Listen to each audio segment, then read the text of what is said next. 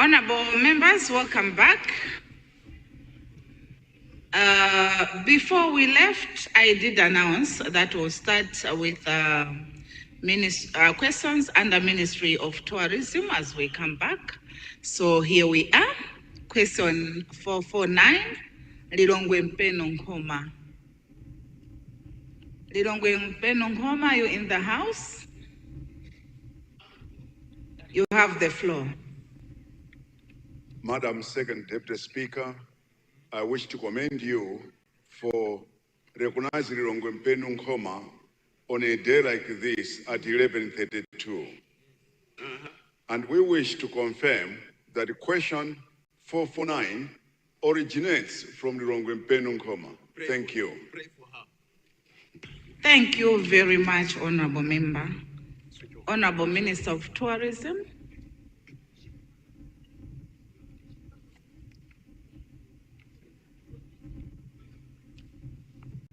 Maybe I go to my, thank you very much, Madam Second Deputy Speaker.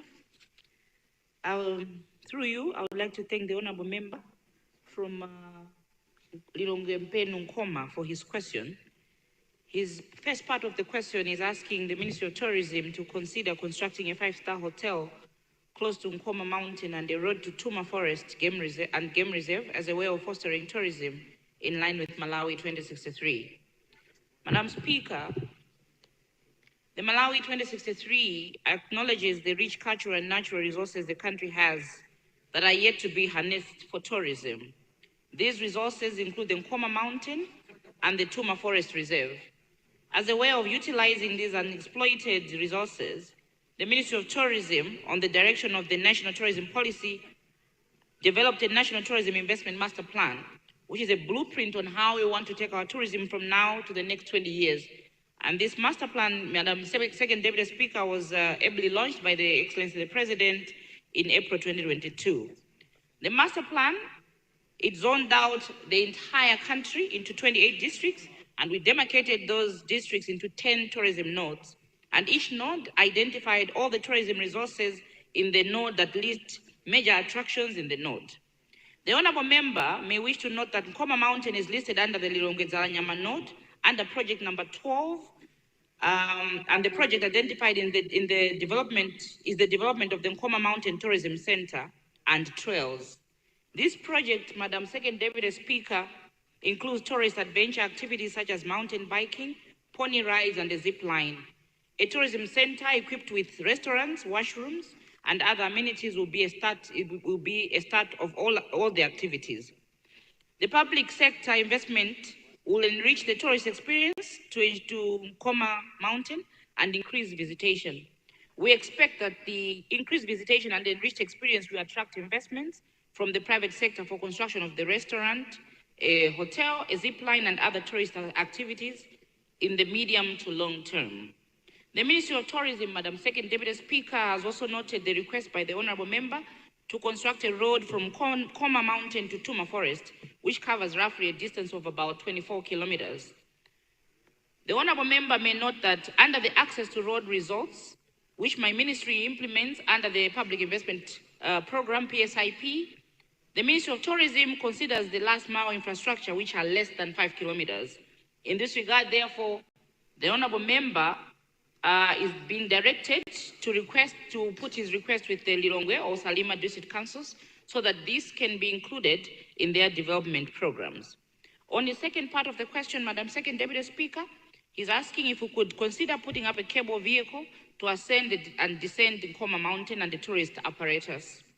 As I already mentioned, Madam First Deputy Speaker, the Tourism Investment Master Plan recognizes Nkoma Mountain as an important tourist attraction in the Lilongwe Zinali node under Project 2 in the Master Plan.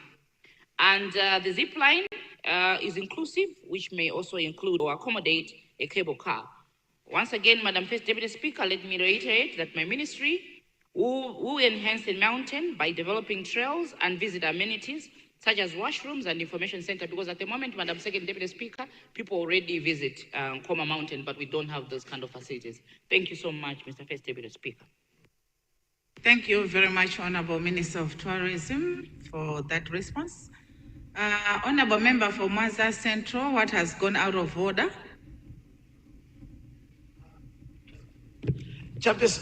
Madam Second Deputy Speaker, I pressed the button with an intention for a supplementary question, not necessarily an order. Honorable Member, what you did is to ask for the floor for a point of order. I will forgive you because we are still in the gadget anyway.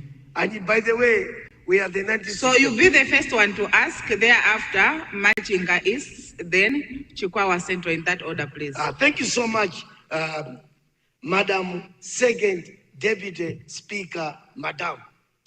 I rise to ask a supplementary question to the Honorable Minister of Tourism in the context of exploring, identifying, developing, and planning to visit one of the most scenic mountain, a hill called Msinjanamwali. The very name has a cultural connotation. And through Mwanza District Council, we have, or they have requested us, that is members of parliament, to ask the Honorable Minister to send officials to come and see this Mpinjanamwali hill or area where most tourists are coming, particularly from Mkondezi and Manicaland province in Mozambique. But since it's at the border with, on the Malawi side, I would want to persuasively request the Honorable Minister to ask her ministry to come with officials so that they could advise us as how best we can develop this panoramic, scenic, nice, beautiful, quaint, gorgeous, cute place. Thank you so much, Madam Second Deputy Speaker. This hill is surrounds some village, Zikaloka, Chipondeni, and all the villages in your constituency. Thank you. Machinga East. Good morning, Second Deputy Speaker, Madam. Madam, I'm rising to ask a policy question to the Honorable Minister responsible for tourism. We have noted just recently that the ministry initiated a policy on Visit Malawi project, and we have seen that the minister herself, as well as officials from the ministry, they have been trying to put Malawi on the map by visiting some of the countries, just in trying to make Malawi visible. The question from that one, Madam, is to find out whether this initiative is bringing positive response to the country, and whether we have already started maybe appreciating or even benefiting from the initiative. I would want the Honorable Minister to inform Malawians on what benefit are we getting from that initiative. I submit, Madam. Thank you. Thank you. The people of Chikwawa Central. Thank you very much, Madam Second Deputy Speaker, for according the people of Chikwawa Central to ask a supplementary question. Madam Second Deputy Speaker, last sitting of Parliament, I did ask a question to the Minister about the boundaries for Lengwe National Park. And she was very kind enough to mention that she will visit the area as soon as she can. Now, Madam Speaker, we are going towards the end of the year. I don't know when exactly she will visit the area, especially under TNP. Thank you. Thank you very much, Honorable Minister of Tourism. Respond to those three questions. Thank you very much, Madam First Deputy Speaker. Mwanza Central wants us to send officials to see the mountain Msinjanamwali. Msinjanamwali, which is panoramic, scenic, cute, gorgeous, and all of that, all the objectives adjectives that he can use, he used them, Madam First Deputy Speaker. Just to say that he will definitely send. Madam Speaker, but I also wanted to say one thing, that we are working very closely with our counterparts from the Ministry of Local Government to ensure that we are devolving tourism development products. Why we are doing so is that if we have this panoramic, scenic and beautiful and gorgeous mountain in a particular place like Mwanza Central is saying, why must Mwanza Central, people from Mwanza Central, not benefit from the process of the same? So if people are going there, Madam Speaker, you will notice that they are paying nothing. So we are thinking that that's an anomaly that we need to correct from the tourism perspective. I went to Mulanje Mountain, Madam First Deputy Speaker, and I only paid 300 Gwaja. And that 300 Gwaja didn't even go to the council. So we are thinking that we need to devolve the tourism development, and we're working closely with our counterparts from the Ministry of Local Government so that we can see how best we can do so. The investment master plan, like I've already articulated, it identified 103 projects across the country, from Chitipa Wenya to Sanje Maga. But we are saying that it is going to be wrong if all the proceeds that are going to be realized from there will go to account number one, all the taxes and all of that. We need to ensure that the district councils there, they're the first ones to benefit. The people that are privileged enough by God to be in those places, they should be benefiting from the tourism attraction that God in his infinite mercies gladly gave us. So yes, definitely we'll send a team of officials to see how best we can develop that mountain, so that it can be one of the products that we're going to use in the tourism arena. Machinga East is talking about a policy question in terms of the Visit Malawi campaign, the Tiziamba Ndife Malawi campaign, and where we are at as far as leveraging on benefits from there. Madam First Deputy Speaker, just to announce to the House that at the moment, as a sector, we have fully recovered from the COVID-19 pandemic. We have fully recovered.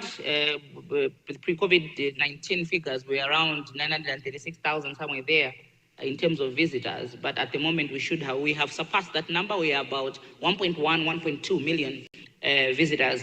But just to say that the visitors that are coming into our country, Madam First Deputy Speaker, at the moment, 60% they're coming here for business. And we want to flip those numbers now so that people should be coming to Malawi for leisure and entertainment and holidays. And that's what we are working on, Madam First Deputy Speaker. And one of the issues that we need to do is exactly what I was talking about in the question that I was addressing from Mwanza Central, to say, when these people come for holiday or adventure or leisure, what exactly are they going to see? And that's where the product development element of our work comes into play. So Machinga is just to say that we are benefiting, and we are now fully recovered from COVID-19 pandemic. Chikwawa Central is talking about the boundary issue on the Lengwe National Park. Like I promised, we will definitely come so that we come and discuss. So I would want to engage you personally. We will definitely come so that we discuss this issue. We are also dealing with the same issues at the Kasungu National Park, and we are almost 90% resolved on those issues. And I want to believe that we can do the same thing with the people of Lengwe National Park in Chikwawa Central. With those remarks, Madam First Deputy Speaker, I so submit. Thank you very much, Honorable Minister of Tourism, Leader of the House.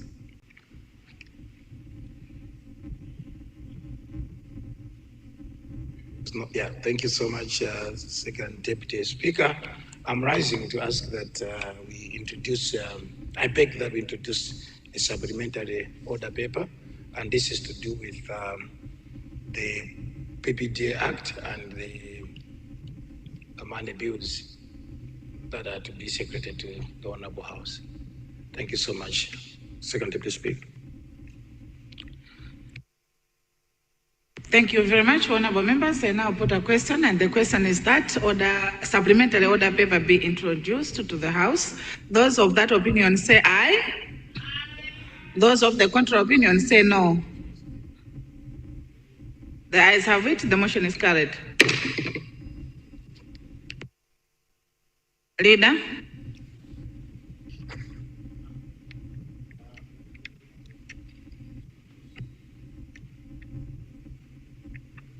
Right Honorable Second Deputy Speaker, I would like to beg that we waive the current order paper in order for us to tackle government business bills.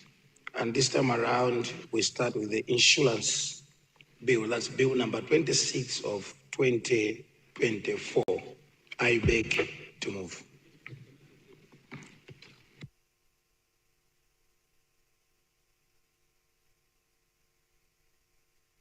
Honorable members, we have a motion before us, and the motion is asking the House to waive today's order paper in order for the House to tackle government business bills. Those of that opinion say aye. Those of the contra opinion say no. The ayes have it. The motion is carried. General business, government business, item 3C, bill number 26 of 2024, insurance, first reading.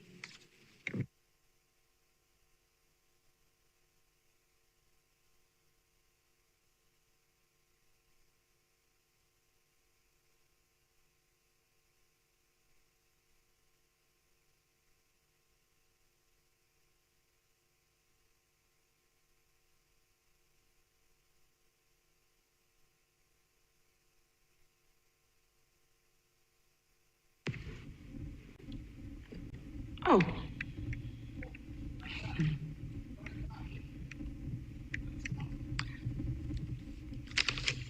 Honorable Minister, before you, I just want to make this clarification that we had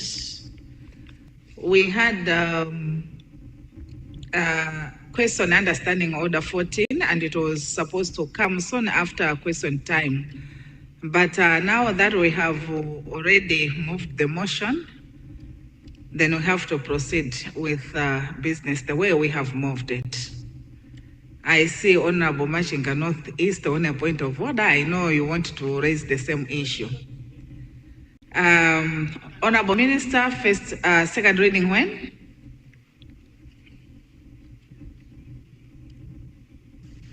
Madam Second Deputy Speaker, today and now. Honorable members, I now put a question, and the question is that second reading of bill number 26 of 2024, insurance, be taken now. Those of that opinion say aye. Those of the contra opinion say no. The ayes have it. The motion is carried. Government business, 3C, second reading, financial bill number 26 of 2024, insurance. Honorable Minister, proceed.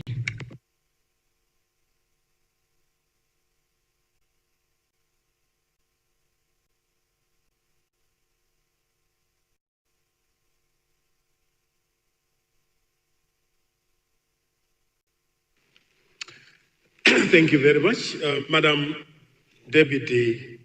Second Deputy Speaker, I beg to move that the insurance bill be now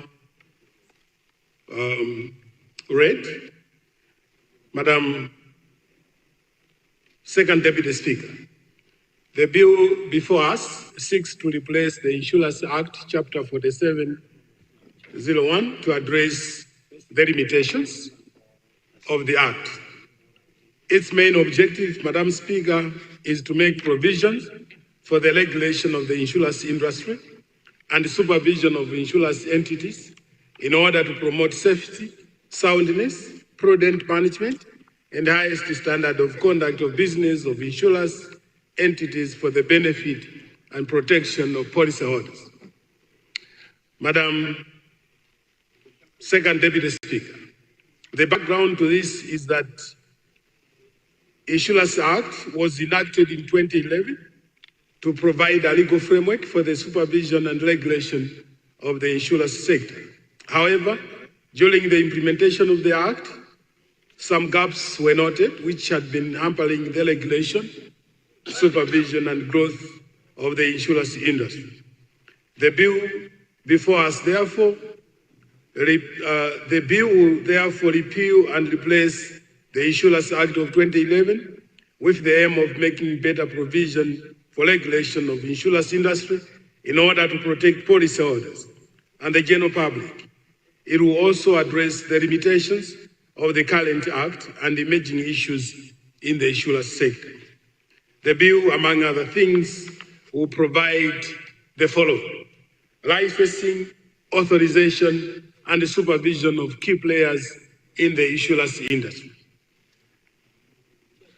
The requirement for insurers and insurance brokers to develop and implement corporate governance and risk management frameworks to minimize operational risks. Framework for the supervision of insurance entities by the registrar. Investment by insurers and prescribes investments that require prior written approval of the registrar with a view to protecting policyholders. Statutory management of an insurer where, among other reasons, the insurer has failed to comply with this regulation or legislation or any regulatory requirement, or where the registrar determines that the insurer is in unsafe or unsound condition to transact business and the insurer is unable to promptly address conditions. Reorganization and dissolution of insurance entities. Voluntary and compulsory winding up of insurance entities. Mandatory insurance for public works and buildings to cover liability for death, injury, and loss resulting from hazards or building collapse, fire, earthquake, storm, or floods to workers and members of the public who visit the premises, and offences and provides penalties for contravention of the legislation. Madam Deputy Speaker, this bill contains 112 sections and its key provisions are outlined below. A, it provides for licensing, authorization, and supervision of key players in the insurance industry. The bill also provides for suspension of a license or authorization in case of a minor breach of the law or a license term condition, and revocation of a license in case a serious breach of the law or a license term and condition. B, it prescribes a requirement for insurers and insurance brokers to develop and implement corporate governance and risk management frameworks to minimize operational risks. This bill further prescribes a requirement for directors and managers of insurers and insurance brokers to meet fit and proper requirements prescribed by the registrar of financial institutions to ensure that the institutions are managed by people with the requisite professional qualifications, skills, and integrity. It also does prescribe operational requirements for insurers, which include requirements to meet capital and service requirements, settlement of insurance claims, placement of insurance business in malai-culture, and appointment of auditors and actuaries to undertake annual audits and valuation of assets respectively. D, it provides for repayment or payment and collection of premiums. In this respect, Madam Deputy Speaker, the bill provides that an insurance policy shall be valid upon payment of premium to the insurer. An intermediary who collects premium on behalf of insurer is required to remit the premium to the insurer within 24 hours of collection. And E, the bill provides a framework for supervision of insurance entities and further provides for group supervision of an insurance entity where the entity is part of a group of companies. It also does provide for investment by insurers and prescribed investments that require prior written approval of the registrar with a view to protect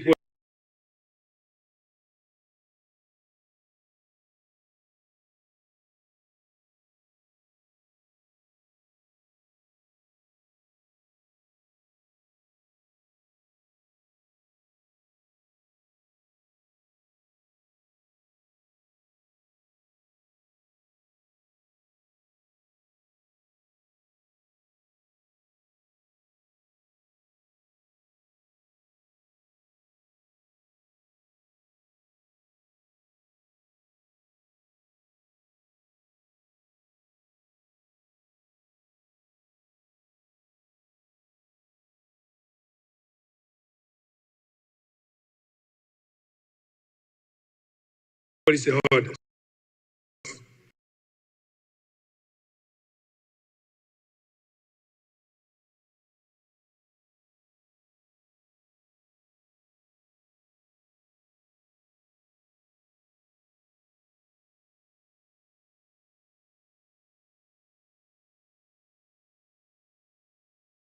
The bill further authorizes an insurer to lend to a policyholder where the policyholder undertakes to use his or her policy with the insurer as collateral for the loan. It also provides for statutory management of an insurer where, among other